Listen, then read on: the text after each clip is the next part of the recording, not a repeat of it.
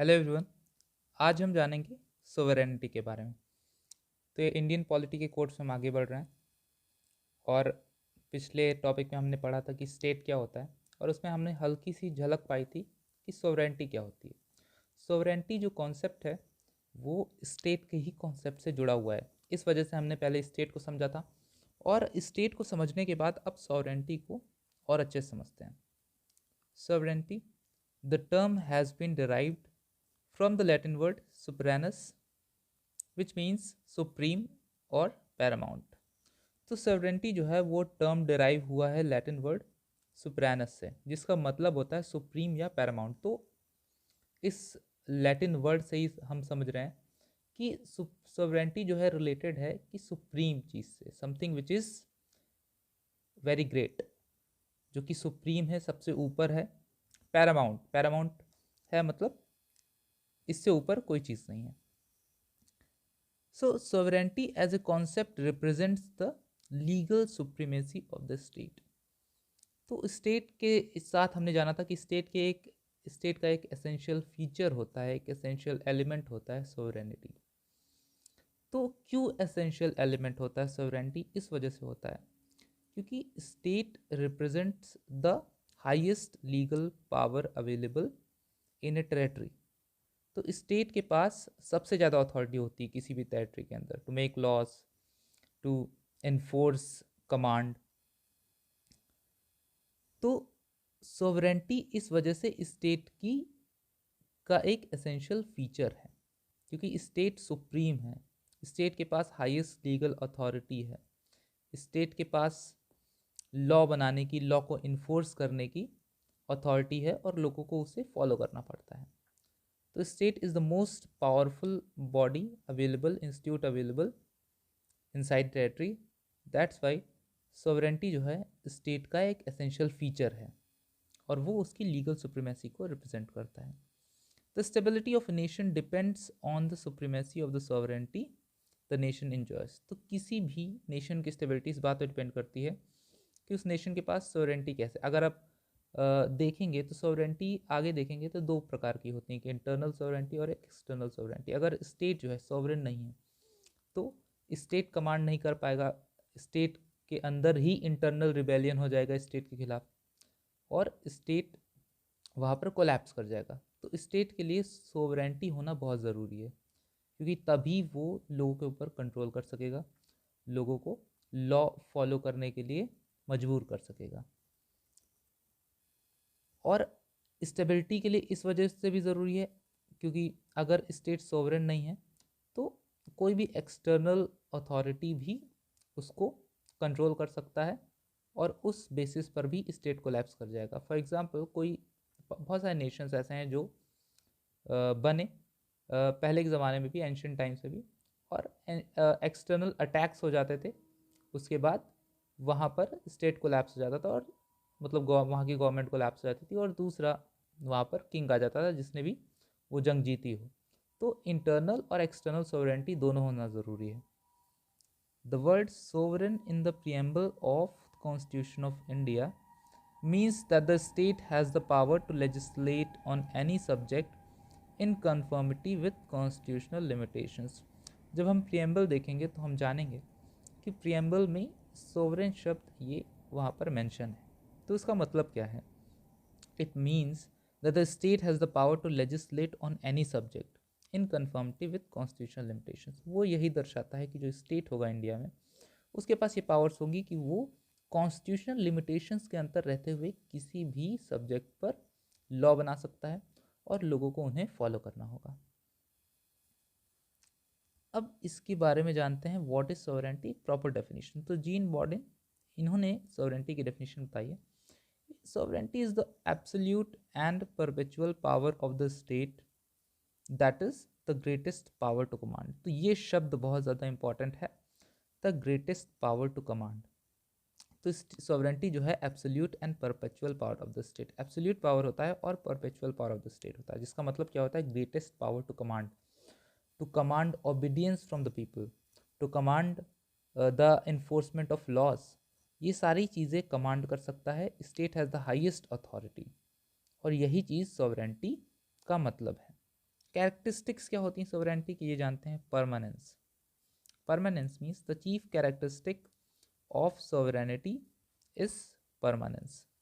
Sovereignty last as long as state last, जब तक state रहेगा तब तक सोवरेनिटी रहेगी, बिकॉज अगर स्टेट सुप्रीम नहीं है तो स्टेट रह नहीं सकता, स्टेट कोलैप्स कर जाएगा।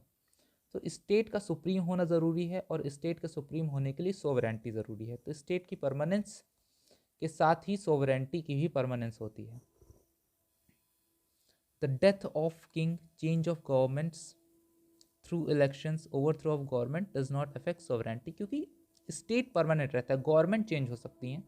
जो स्टेट को रूल, स्टेट को की पोजीशन को ऑक्युपाई कर रहा है, जैसे किंग हो गए, रिप्रेजेंटेटिव गवर्नमेंट हो गई आज के ज़माने में, वहाँ पर ये गवर्नमेंट्स जो हैं वो भले ही चेंज हो जाएं बट स्टेट कंटिन्यू करता है, और स्टेट के कंटिन्यू होने के साथ ही स्टेट की सोवरेनिटी भी कंटिन्यू करती है।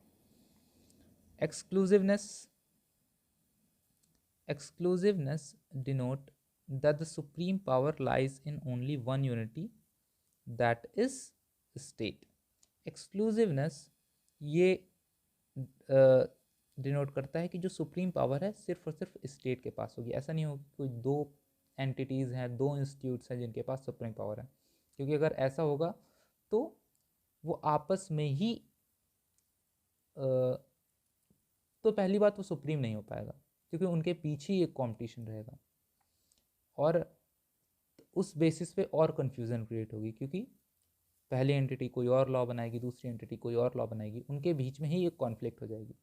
तो इस वजह से सोवरेनिटी का एक्सक्लूसिवनेस होना ज़रूरी है, क्योंकि स्टेट ही सॉवरेन हो सकता है और वही एक लॉ बनाएगा और उसी को ओबे कराएगा। फॉर एग्जांपल, अगर आप सोचिए ऐसी सिचुएशन होती है कि दो गवर्नमेंट्स चल रही हैं, तो क्या होगा, कोई गवर्नमेंट कोई लॉ बनाएगी, या फॉर एग्जांपल ये देखा जाए कि अगर इंडिया में रिप्रेजेंटेटिव गवर्नमेंट भी हो और किंग भी हो कोई, तो दो सॉवरेन हो जाएंगे और दोनों के पास ये पावर्स हो, दोनों ही सुप्रीम अथॉरिटी हो, तो गवर्नमेंट कोई लॉ बनाएगी, किंग उसके ऑपोजिट में कोई लॉ बना सकता है।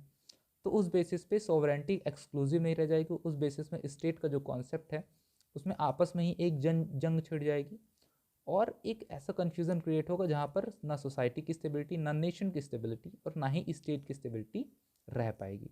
इस वजह से एक्सक्लूसिवनेस होना ज़रूरी है।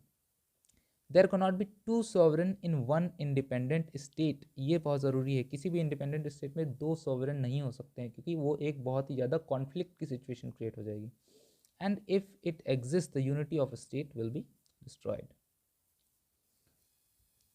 All comprehensiveness, every individual and every association of the individual is subject to sovereignty of the state. all comprehensiveness का मतलब है स्टेट के अंतर्गत सारे ही इंस्टीट्यूट्स आ जाते हैं, सारे ही इंडिविजुअल्स और सारी एंटिटीज़ स्टेट के अंडर ही रहेंगी, स्टेट की अथॉरिटी के अंडर रहेंगी, उनको स्टेट को ओबे करना पड़ेगा। However, rich or powerful association or group may be, it cannot resist or disobey the sovereign authority. कितनी भी रिच हो, कितनी भी पावरफुल है, बट वो स्टेट से ज़्यादा पावरफुल नहीं हो सकती, उसको स्टेट को ओबे करना ही पड़ेगा। इंडिया में या कहीं पे भी भले बड़े बड़े बिजनेसमैन इंडिविजुअल्स हैं, बट वो स्टेट को ओबे करते हैं, जो स्टेट लॉ बनाता है उसको वो फॉलो करते हैं, चाहे आप जितनी भी रिच हैं, जितने भी पावरफुल हैं, but state is the supreme authority. और इस वजह से ऑल कॉम्प्रिहेंसिवनेस होती है स्टेट की एक प्रॉपर्टी, सभी कोई भी व्यक्ति स्टेट की अथॉरिटी से अछूता नहीं रह सकता है। देन इनएलिनेबिलिटी का मतलब है sovereignty is the life and soul of a state and it can not be alienated without destroying the state itself. तो स्टेट है तो सॉवरेनिटी है, क्योंकि स्टेट तभी तक रह सकता है जब तक उसके पास सुप्रीमेसी हो, उसके पास सुप्रीम पावर है, और अगर स्टेट की सुप्रीम पावर चली गई, उसकी सॉवरेनिटी चली गई, तो स्टेट नहीं एग्जिस्ट कर सकता है। That's why state and sovereignty are inalienable, एक दूसरे से ये अलग नहीं हो सकती हैं। Then two aspects of sovereignty अब जानते हैं। इंटरनल सॉवरेनिटी एक होती है और एक होती है एक्सटर्नल सॉवरेनिटी। इंटरनल सॉवरेनिटी का मतलब होता है स्टेट किसी एक टेरिटरी के अंतर्गत लोगों को कंट्रोल कर सके, उसे कमांड कर सके। This sovereignty means the power of an independent state to exercise absolute authority and to command and enforce obedience all over the individuals or associations of the individuals in the state. मतलब एक independent state की power कि वो absolute authority और लोगों को command कर सके, किसी भी स्टेट के अंतर्गत कोई भी एसोसिएशन हो या इंडिविजुअल्स हो उनको कमांड कर सके और उनके ऊपर एब्सोल्यूट अथॉरिटी एक्सरसाइज कर सके। फॉर एग्जांपल इंडिया के अंतर्गत जो गवर्नमेंट है इस समय, या इंडिया के अंतर्गत अभी तक जो भी गवर्नमेंट्स नहीं हैं, वो इंटरनल सॉवरेंटी का मतलब है कि इंडिया की टेरिटरी के अंतर्गत वो कोई भी लॉ बनाए और उसको इन्फोर्स कर सके। तो इंडिया की टेरिटरी के अंतर्गत वो अपनी स्टेबिलिटी मेंटेन कर सके, अपनी सुप्रीम पावर को मेंटेन कर सके, ये हो गई इंटरनल सॉवरेंटी। कोई भी ग्रुप है वो स्टेट को चैलेंज ना कर सके इंडिया के अंतर्गत। देन एक्सटर्नल सॉवरेंटी का मतलब क्या है? In simple terms, external sovereignty means national freedom.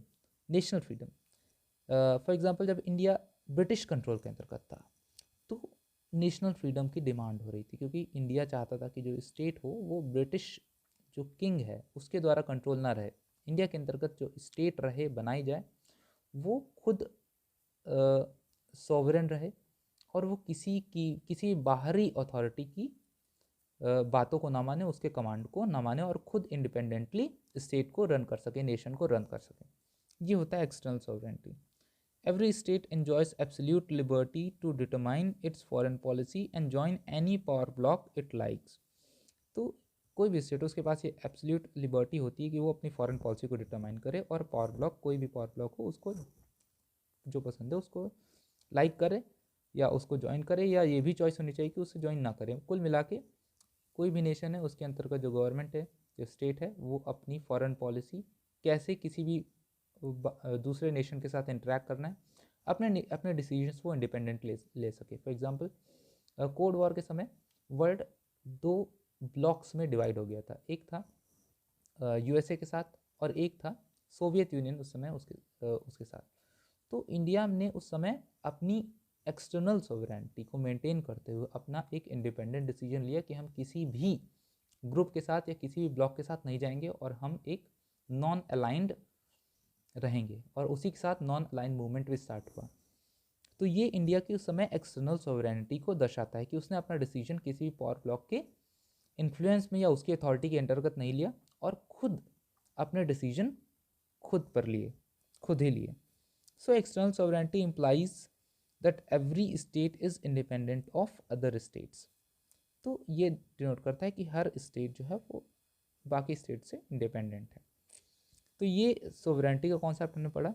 ये इंडियन पॉलिटी एंड कॉन्स्टिट्यूशन का जो प्लेलिस्ट है उसके अंतर्गत मैं ये सारे वीडियोस डाल रहा हूँ, तो आप एक क्रम के साथ देखिए, आपकी पॉलिटी बहुत ही आसान तरीके से कवर होती आएगी, क्योंकि हम यहाँ पर एक एक सिंपल जो माइनर कॉन्सेप्ट है जिनको आप बेसिक बुक्स में भी नहीं पाएंगे या उसके लिए आपको बहुत अलग अलग बुक्स को देखना पड़ेगा, तो हम एक एक कॉन्सेप्ट को इसी वजह से ले रहे हैं क्योंकि ये कोर्स हो सकता है लंबा चले, पर इसको पढ़ने के बाद आपके जो कॉन्सेप्ट्स है, इवन बेसिक कॉन्सेप्ट्स हैं, वो भी कवर हो जाएंगे और एडवांस कॉन्सेप्ट्स भी कवर हो जाएंगे। इस वजह से इस पूरी प्लेलिस्ट को देखिए।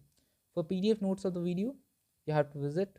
अगर आपकी इसको PDF नोट्स चाहिए ताकि आप रिवाइज कर सकें तो आप इस वेबसाइट को विजिट कर सकते हैं www.dhammaofupsc.com। Previous year papers, notes, topic wise MCQs ये भी आपको यहाँ पर अवेलेबल हो पाएंगे। देन यू हैव टू, अगर आपको हमारा काम अच्छा लग रहा है तो आप कोई भी nominal payment in 2 UPI handles में कर सकते हैं, UPSC-Dhamma@UPI, UPSC-Dhamma@Kotak। अगर आपको वीडियो अच्छा लगा हो तो लाइक कर सकते हैं, share with your friends and subscribe the channel. Thanks for watching, will meet next time.